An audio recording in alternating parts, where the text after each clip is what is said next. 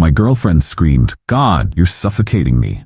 When I asked why she changed her phone password, I whispered, "You're right, I'll give you space." The space I gave her was so permanent that she had to explain to her parents why she was moving back home at 28. I, 29 male, was sitting on the couch last Tuesday, watching some random documentary about deep-sea creatures. My girlfriend Natalie, 28, was next to me, glued to her phone like usual. We'd been together for 3 years, living together for the last 18 months in my condo. Something felt off lately. Little things. She'd angle her phone away when texting, leave the room to take calls. The usual red flags you read about but convince yourself mean nothing. "Hey babe, can you check if that Thai place is still open?" I asked, reaching for her phone since mine was charging in the bedroom. She practically launched herself across the couch, snatching it away. "I'll check." That's when I noticed. The lock screen didn't respond to my fingerprint anymore. "Did you change your password?" Casual tone. No accusation. What happened next still plays in my head like a bad movie. She exploded. Bass red, voice hitting octaves I'd never heard. "God, you're suffocating me. Why do you need access to my phone? Can't I have any privacy? You're so controlling." I just sat there, stunned. In 3 years, I'd never once gone through her phone. We just had each other's passwords for convenience, checking directions while the other drove, changing music, ordering food. Normal couple stuff. I asked a simple question, "Nat, this is exactly what I mean. Questions, questions, questions. I can't breathe in this relationship. You monitor everything I do." Monitor? I work 50-hour weeks in IT support. Half the time I forget to check my own phone. She stormed to the bedroom, slamming the door hard enough to rattle the pictures on the wall. I sat there, documentary still playing. Some fish at the bottom of the ocean surviving crushing pressure. Ironic. 20 minutes later she emerged with a duffel bag. "I'm going to Jess's. I need space to think." "Okay," I said quietly. "You're right, I'll give you space." She paused at the door, maybe expecting me to beg. I didn't. Just turned back to the documentary. The door clicked shut. "Here's the thing. The condo is mine. Bought it 2 years before we met. She moved in, never paid rent, just split groceries and utilities. I furnished the place, handled maintenance, covered all major expenses. Not because she couldn't contribute, but because she was saving for her photography business. 3 years of saving, 0 equipment purchased. That night, I did some thinking. Really looked at our relationship without the rose-colored glasses. She'd been staying out late with work friends I'd never met. Her Instagram stories showed bars and clubs on nights she said she was at photography workshops. The password change was just the latest flag in a parade of red flags I'd been ignoring. Wednesday morning, I made some decisions. Update 1. Natalie hadn't come home. A few texts about needing time to process and how I needed to work on my control issues. I responded once, "Take all the time you need." Meanwhile, I got practical. First, I changed the locks. My condo, my right, cost me $300 for a good smart lock system. Named the new lock code Freedom. Petty? Maybe. Satisfying? Absolutely. Second, I texted her, "Your belongings will be in boxes in the lobby storage room. Code is 2024. Please arrange pickup by Sunday." Her response was colorful. 17 messages in rapid succession. Here's a sampling. "WTF? You can't just kick me out. This is my home too. I have rights. You psycho control freak. I was just taking a break. We're not broken up. Answer me. This is illegal eviction." I sent one reply. "You wanted space. I'm respecting that. This is the space you requested." Then I muted her number and got to work. Packing her stuff was enlightening. Designer clothes with tags still on, interesting for someone who cried poverty whenever restaurant bills came. A jewelry box full of pieces I'd never seen her wear, and in her desk drawer, printed emails. From someone named Derek. "Can't wait to see you again, beautiful. Last night was incredible. When are you gonna leave him?" Dating back 2 months, I didn't read more, just added them to the box labeled desk stuff. Thursday, her mom called. "Patricia. Usually sweet lady, but not today. What did you do to my daughter? She's hysterical. You changed the locks. How could you be so cruel?" "Patricia, Natalie said I was suffocating her and needed space. I'm giving her exactly what she asked for." "That's not what she meant, and you know it. She just needed a few days to cool off." "Did she tell you she changed her phone password and screamed at me for asking why, or about Derek?" Silence. "Who's Derek?" "Ask your daughter." I hung up. Friday morning, 7 a.m. Bang, bang, bang on my door. "Open up. I know you're in there." I checked the doorbell camera. Natalie, looking rough. Hair unwashed, same clothes from Tuesday. I spoke through the intercom. Your things are in storage room B12. Code is 2024. Let me in, we need to talk. You wanted space, Natalie. I'm giving you space. This isn't what I meant. Stop being dramatic. I'm not being dramatic. I'm being literal. You said you couldn't breathe in this relationship. Now you have all the air you need. I live here. No, you stayed here, rent-free, while seeing Derek. Dead silence. Then quieter. How did you? Storage room B12, code 224. Please don't come back. She tried everything. Tears, threats, even attempted to guilt me with 3 years. You're throwing away 3 years. I didn't respond again. Eventually she left. But this was just the beginning. Update 2. The entitlement escalation was actually impressive. Like watching a masterclass in audacity. Saturday she recruited her flying monkeys. Her best friend Jess showed up at my building. Couldn't get past the lobby since I'd removed Natalie from the approved visitors list, so she called me. You need to let me up. Nat forgot some important things. Everything was in the storage room. What did I miss? Her grandmother's ring. I almost laughed. Jess, I met Natalie's grandmother. She's alive and wearing all her rings. Try again. Fine. She needs her camera equipment for a job. What camera equipment? In 3 years, she never bought any. Click. Sunday was when things got interesting. I got a text from an unknown number. Hey, this is Derek. Man to man, what you're doing to Natalie is messed up. She just needed some time to figure things out. Be a decent guy and let her come home. The audacity. The guy sleeping with my girlfriend wants me to be decent? I didn't reply. Instead, I did something better. See, Natalie had used my laptop for her photography portfolio website. Still had the login saved. Legally questionable to access it? Maybe. Did I care? Nope. Her portfolio was sparse. 15 photos total, all taken with an iPhone. But the real gold was in the back end. She'd been messaging clients through the site's contact form, except the clients were all Derek. Baby, he's working late again tonight. Come over. Can't wait to move in with you once I get my stuff. He's so boring. You make me feel alive. 3 months of messages. The photography workshops? Code for Derek's apartment. I took screenshots of everything. Not for revenge. For evidence. Because I knew what was coming. Monday morning, I got an email from someone claiming to be Natalie's lawyer, demanding I let her retrieve her belongings and threatening legal action for illegal eviction. I forwarded it to my buddy who's an actual lawyer. His response? LOL. This is from a Gmail account. No lawyer uses Gmail for official correspondence. Also, she was never a tenant. Tell them to pound sand. I replied professionally. As previously communicated, all belongings were made available for retrieval. No landlord-tenant relationship existed. Please do not contact me again.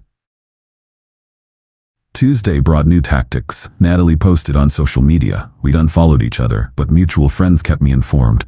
Some people show their true colors when you ask for basic human respect. 3 years of building a life together, and he throws me out like trash because I wanted some privacy. Ladies, this is why you should never depend on a man. Currently homeless because I asked for space. My ex is a textbook narcissist. The comments were a mix of support and skepticism. Some mutual friends knew better. My buddy Tom commented, "Didn't you cheat on him with some guy named Derek?" Post deleted within an hour, but the real entitlement hadn't even peaked yet. Wednesday, I got home from work to find the building manager waiting. "Mr. Brooks, we had an incident today. A young woman tried to convince maintenance that she was locked out of your unit, said she lost her key, showed an old photo of you two together as proof she lived here. Let me guess, Natalie? She became aggressive when they wouldn't let her in. We had to call security. She's now banned from the property." I bought the building staff donuts the next day. Thursday was quiet, too quiet. I should have known she was planning something. Friday afternoon, I'm at work when my phone explodes. Texts, calls, emails from family, friends, co-workers. Natalie had sent a mass email from my contact list. How? Remember that portfolio website? Turns out she had access to my Google contacts through the shared computer. The email was a masterpiece of delusion. "Dear friends and family of my name, I'm reaching out because I'm deeply concerned about his mental health. After 3 years together, he's had some kind of breakdown. He changed the locks while I was visiting my sick mother, threw out my belongings, and is now spreading lies about me. I've tried to get him help, but he refuses. He's become paranoid, claiming I've been unfaithful, completely untrue, and has cut me off from our shared life without warning. If you could please reach out to him and encourage him to seek professional help, I would be grateful. I'm currently staying with friends as I have nowhere else to go. With love and concern, Natalie. The sick mother part was especially rich. Her mom lived 20 minutes away and played tennis 3 times a week. My phone rang. My mom, "Honey, what's going on?" Natalie sent, "Mom, she cheated. I have proof." She screamed at me for asking about her phone password, said I was suffocating her, and left. "I'm fine. She's trying to manipulate everyone." "Oh, thank God. Your father said it sounded like bullcrap. Forward me those screenshots. I'll handle the family." My mom, the real MVP. I spent 2 hours sending the same reply to everyone. Natalie cheated and is now upset about facing consequences. I'm fine. She doesn't live here and never has. Please block her email. Most people got it. Some didn't. Whatever. But I wasn't done. See, Natalie had crossed a line with that mass email. Time to return the favor. Update 3. After the email stunt, I decided to stop playing defense. Saturday morning, I created a simple Google Doc. Title: The Truth About Natalie last name and Derek last name. Contents: screenshots of her messages to Derek through her website, the printed emails I'd found, text exchange showing her admitting she knew Derek, timeline of her photography workshops matching Derek's Instagram posts from his apartment, her social media posts calling me a narcissist, with Tom's comment about Derek visible. I didn't add commentary, just facts, screenshots, dates. Then I shared it. Not publicly, I'm not that petty. Just replied to her mass email with, "Since Natalie chose to involve everyone in our personal business, here's the actual story. Make your own judgments." The fallout was immediate. Her mom called within an hour. "Is this real?" "Every word, Patricia. I'm sorry you had to find out this way. She told me you were controlling, that you monitored her phone." I asked why she changed her password. "Once. That was my entire crime." Patricia hung up. Later heard from Tom that Natalie got an earful. Apparently, Patricia doesn't tolerate cheaters. Her ex-husband had cheated years ago. Sunday brought desperation. Natalie created a new Instagram account to message me. "Take down that document now. You're ruining my life." "You ruined your own life. I'm just documenting it." "Derek dumped me because of you." "Derek dumped you because you're a cheater who got caught."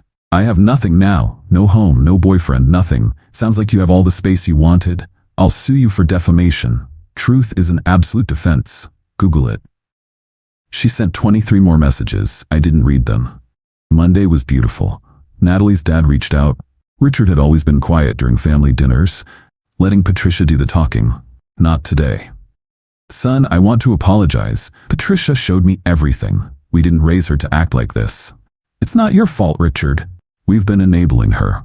Paying her credit cards, making excuses. That stops now. She's 28 years old, acting like a teenager. What are you going to do? She's been living with us since you kicked her out, told us you had a breakdown. We believed her. Now, she has 30 days to find a job and her own place." The justice was delicious. Tuesday through Thursday were quiet. I focused on work, hit the gym, caught up with friends I'd neglected while dating Natalie. Felt good. Free. Friday changed everything. I got home to find a note taped to my door. Property management letterhead.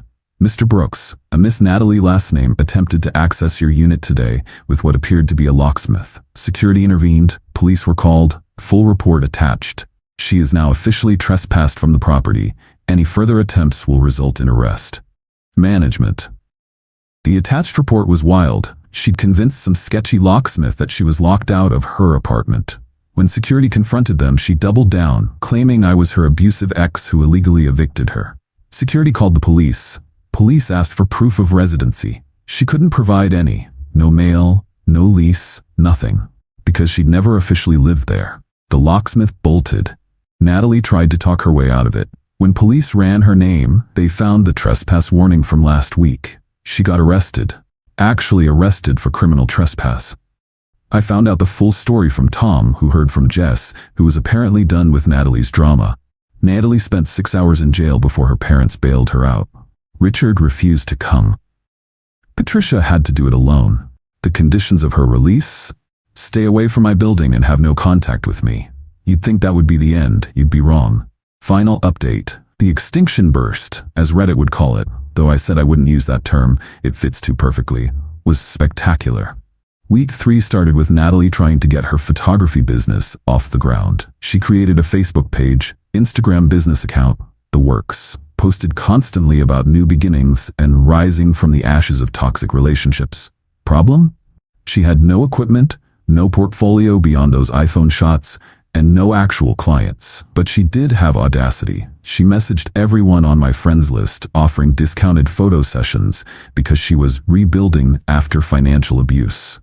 Yeah, she actually claimed I financially abused her by let her live rent-free for 18 months. Most people ignored her. Some called her out. My coworker Shane was brutal. Didn't you cheat on him while he paid all your bills? That's not financial abuse. That's a free ride ending.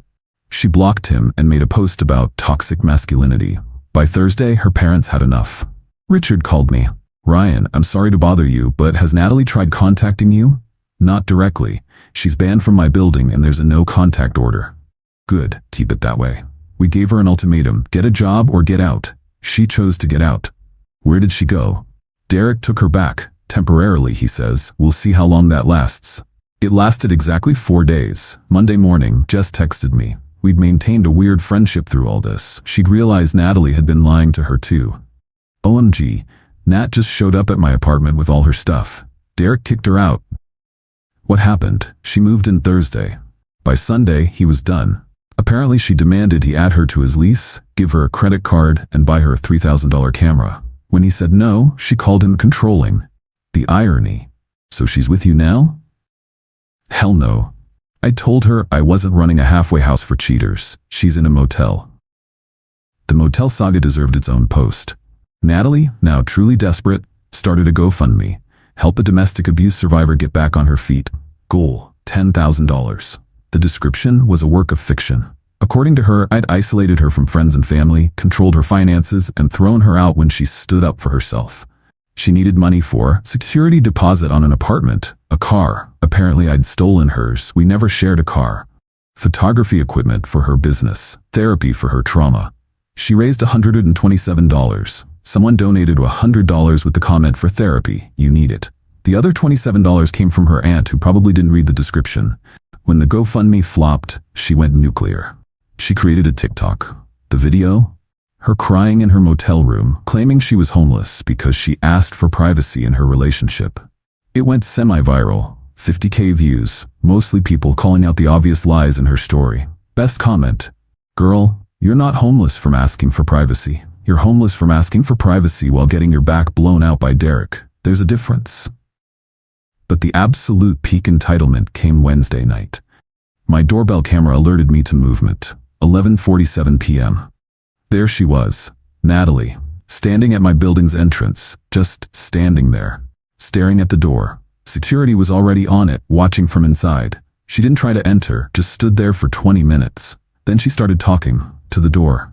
I know you can see me on your camera. I just want to talk. I made mistakes, okay? But 3 years, Ryan. 3 years should mean something. You were right, I was seeing Derek. But it didn't mean anything. You were always so stable. So boring. I needed excitement, but I see now that stable is good. I need stable. I'll delete everything. The posts, the GoFundMe, all of it. Just let me come home, please. It's cold out here and I'm tired of motel beds. I know you're listening. You always have those cameras recording. That's why I changed my password. I knew you'd find out about Derek if you saw my texts. But see, I was trying to protect you. I didn't want you to get hurt. The mental gymnastics were Olympic level. Security finally intervened. Ma'am, you need to leave. The police have been called. She ran. Actually ran in heels, stumbling down the street. The next morning, Patricia called. Her voice was tired. She showed up here at 3 a.m. Richard wouldn't let her in. She slept in her car in our driveway. I'm sorry you're dealing with this, Patricia. We enabled this for years, always making excuses, always bailing her out. Did you know she was fired from her last 3 jobs? We didn't tell anyone, just kept giving her money. What are you gonna do? Richard found a program. Like rehab, but for people who need to learn basic life skills. Budgeting, accountability, job training. It's in another state. We're giving her a choice, the program or complete cutoff. Think she'll go? She doesn't have anywhere else left. That was Thursday. Friday, I got one last message through LinkedIn of all places. I'm going away for a while. My parents are making me. I still think you overreacted, but whatever. I hope you're happy now. You won. Enjoy your stupid apartment and your boring life. Natalie. I didn't respond. Didn't need to. She was right about one thing. I won. Not the game she thought we were playing, but my life back. I kept the screenshots and documents, just in case. Changed all my passwords, upgraded my security system, and made sure she was blocked on everything. It's been quiet for 2 weeks now. Blissfully quiet. I come home to my apartment, just mine, no drama, no lies, no suffocation accusations. I can leave my phone anywhere without worry. My bank account is recovering nicely without a freeloader. Tom asked if I regret being so harsh. I told him the truth. My only regret is not seeing the red flags sooner. When someone tells you you're suffocating them for asking a simple question, believe them. Give them all the space they want.